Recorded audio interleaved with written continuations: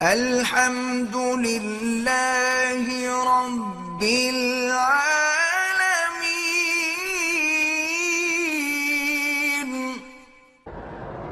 طواف کرتے ہوئے نہ فلمیں بنائیں نہ ویڈیو بنائیں۔ نماز جنازہ کا سلام ایک طرف بھی جائز ہے، دو طرف بھی جائز ہے، لیکن حنفی مسلک میں دو طرف افضل ہے، چونکہ جتنے کلمات زیادہ ہوں گے اتنا اجر ثواب زیادہ ہوگا۔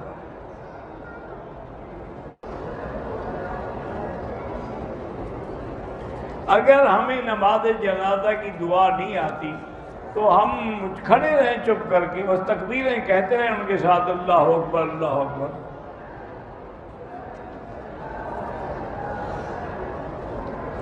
میری بیوی مجھ پر شک کرتی ہے، اللہ ہدایت دے، تم نے کوئی ایسا غلط کام ضرور کیا ہوگا کہ اس کو شک شروع ہو گیا ہے۔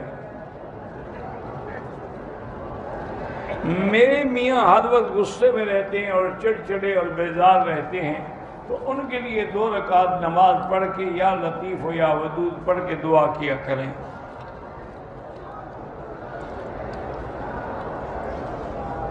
میرے پاس 7.5 تولے سے کم سونا ہے، لیکن 50,000 سے کم وہ زکوٰۃ دینی ہوگی، چونکہ سونا بھی ہے اور 50,000 بھی ہے۔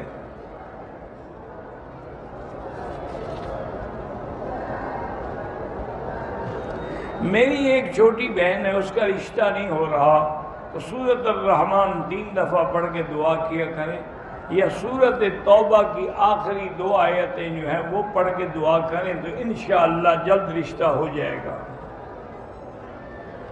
وکالت کا پیشہ حلال ہے یا حرام ہے؟ بالکل حلال ہے، لیکن نیت یہی ہو کہ میں مظلوموں کی اور غریبوں کی مدد کروں گا، کسی ظالم کا حصے دار نہیں بنوں گا۔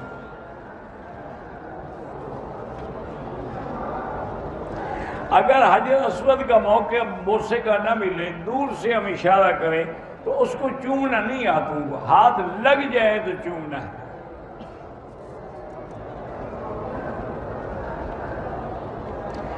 ہم نے جشن میلاد کے لیے چندہ کیا تھا، میلاد منانا ہی بدعت ہے، آپ نے غلط کیا، جو رقم بچ گئی وہ غریبوں کو دے دو۔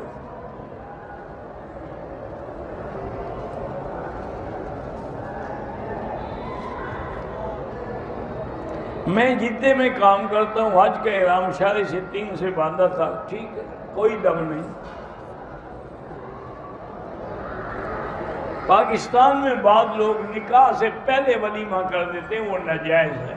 ولیمے کا معنی یہی ہوتا ہے کہ نکاح ہو جائے، رخصتی ہو جائے، بیوی خامن کے گھر میں چلی جائے، میاں بیوی مل لیں، بعد میں ولیمہ کیا جائے، یہ سنت ہے۔ اب وہ تو رواج ہے آج کل کوئی سنت پر عمل تھوڑا ہوتا ہے۔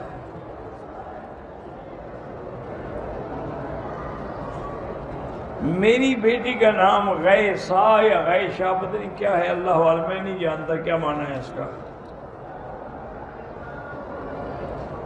جو بھائی فوت ہو جائے تو اپنے باپ کا تو وارث نہ رہا، وہ پہلے فوت ہو گیا۔